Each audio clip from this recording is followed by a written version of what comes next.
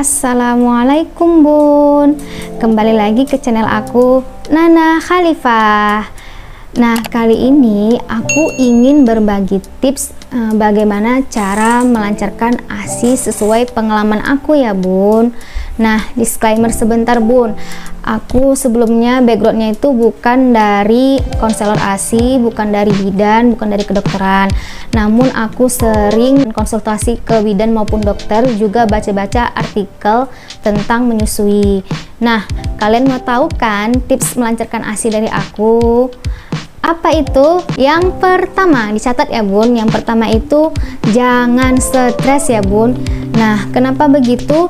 Karena ketika kalian stres, maka ASI itu akan menjadi sedikit dan seret gitu. Dan support suami itu sangat penting ketika kita menyusui anak kita. Jadi kalian bisa bilang ke suami kalian untuk membantu kalian mengurus anak. Ketika malam hari begadang, kalian bisa bilang ke suami kalian. Untuk ibu yang menyusui jangan dibawa stres ya Bun, harus dibawa happy. Ketika kalian stres, sebanyak apapun ASI booster kalian itu berpengaruh ya Bun ya ke ASI kita gitu. Nah, yang kedua adalah konsumsi air putih sebanyak 2 liter per hari gitu. Sesuai pengalaman aku Bun, aku pernah tanya ke dokter juga, air putih itu dapat memicu memperbanyak ASI kita gitu. Jadi untuk ibu menyusui wajib banget minum air putih 2 liter per hari, biasanya ketika bangun tidur ataupun ketika makan maupun sebagainya begitu Bun. Yang ketiga adalah pengosongan PD yang maksimal. Nah, bagaimana cara pengosongan PD yang maksimal? Dilakukan dengan cara DBF ataupun pumping sebanyak 8 atau 10 kali per hari. Jadi ketika kalian menyusui anak kalian, itu kalian lakukan pumping juga gitu.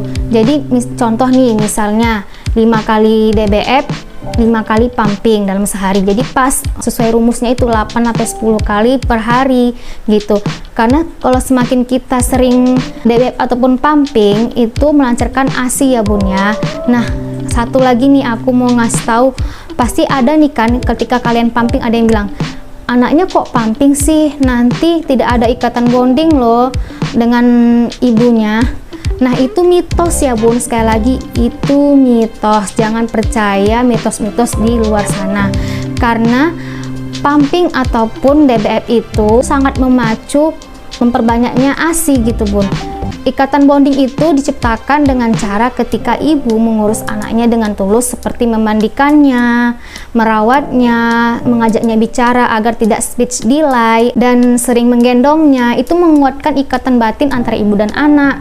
Menciumnya gitu, itu meningkatkan ikatan antara ibu dan anak. Jadi jangan percaya kalau ketika ada orang bilang anaknya pumping nanti tidak akan ada ikatan bonding ibu dan anak. Itu salah. Jadi sekali lagi itu salah, karena pumping itu sangat membantu melancarkan ASI juga Bun gitu. Makanya ada istilah ibu eping, ibu eksklusif pumping gitu.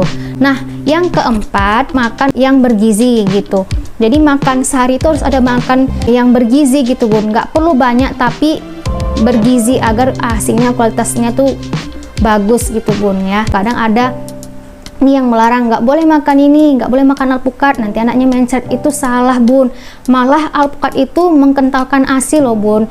Aku juga udah tanya ke dokter dan baca-baca beberapa artikel, alpukat itu sangat bagus untuk melancarkan ASI. Jadi jangan percaya kalau ibu menyusui tidak boleh makan ini itu. Kesimpulannya, ibu menyusui boleh makan apa aja gitu. Dan yang terakhir yaitu DBF ataupun pumping sesering mungkin ya, per 2 sampai 3 jam per hari. Jadi jangan lewatkan DBF ataupun pumping dalam sehari, karena ketika kalian melewatkan DBF ataupun pumping sehari, itu memperlambat ASI-nya keluar gitu. Jadi harus sesering-sering mungkin DBF ataupun pumping biar ASI-nya itu banyak keluar. Karena rumus ASI itu supply by demand. Semakin banyak kita memberi ke anak, semakin banyaklah permintaan ASI itu keluar gitu Bun. Nah, itu aja tips dari aku sesuai dengan pengalaman aku.